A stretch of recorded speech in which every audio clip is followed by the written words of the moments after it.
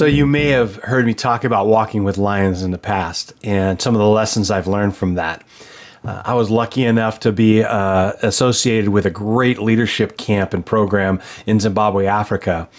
And as a thank you, the director, who is a marvelous guide, offered to take us out on a safari in the bush, and not just to sit in a car and observe wildlife, but to actually get out and walk with lions. And he gave us some rules or some guidelines that would help us stay safe. And real quickly, some of them were, number one, stay together. The outlier is the one that'll get taken if something really bad happens. Number two, if you want to get close to the lions, don't look like a human. Squat down, kind of walk differently because they've learned to fear humans.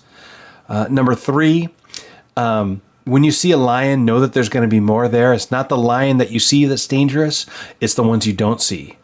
Number four is be aware of your context, be aware of your surroundings. Check the wind direction, check which way the sun is shining, because if you know your context, you're going to have a much more enjoyable experience. You'll be able to get closer to more and different wildlife. And the last one is when a lion charges you, don't run. And it sounds crazy, but that's the best way to survive a lion charge. But I wanted to talk a little bit about this idea of being aware of your surroundings, be aware of your context. The first time we got out of the car and we started walking towards some lions, I noticed Alistair, our guide, every once in a while would just kind of kick the dirt a little bit. And a puff of dust would come up and he would look at that dust for a second. What he was doing, he was checking for the wind direction. Because he knew if our scent was being blown towards the lions, they would take off long before we were in a place to take some good pictures. So he was also checking the sun and make sure that as we walked towards the lions, we shifted our angle of approach so that the wind was at our face and so that the sun was behind us as much as possible.